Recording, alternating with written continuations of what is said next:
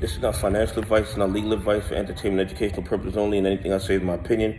Please don't make any financial decision based on anything I say in these videos. That being said, hit the like button, subscribe button, all that YouTube algorithm and stuff, so you get the videos I put them out, see what I'm thinking, see I'm analyzing that data. But like I tell y'all every day, the data they release us is false, meant to give us a false narrative amongst we can make bad trading decisions. Listen, the SEC is proposing a new rule, Rule 192. And it's like a rule that makes it illegal for them to be able to have a conflict of interest in the stock or to do things contrary to ABS, okay? Asset-backed security. It's absolutely crazy. It's absolutely outrageous that they need to put a rule in place to tell people not to do things where they would have an unfair advantage in a stock, not to manipulate a stock. But what makes it even crazier is that this rule was supposed to be implemented back in 2011, and it was part of the Dodd Frank Act. And even though we are now in 2023, 12 years later, they sat on the rule for 12 years. Now, why would they do that?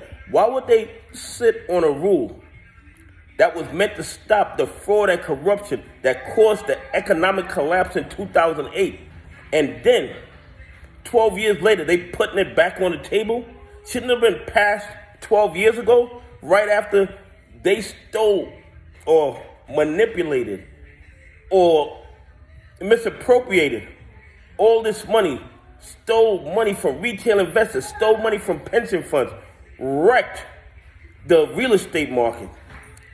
And yet, somehow, 12 years later, that rule still has not been put in place.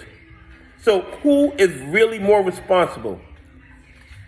Is it the politicians or is it the hedgies? And as far as I'm concerned, it's the politicians, because the politicians had the authority to put that rule in place. I mean, even though common sense should tell them they shouldn't manipulate stocks, common sense should tell them they shouldn't sell stocks where they have a conflict of interest in what they're selling.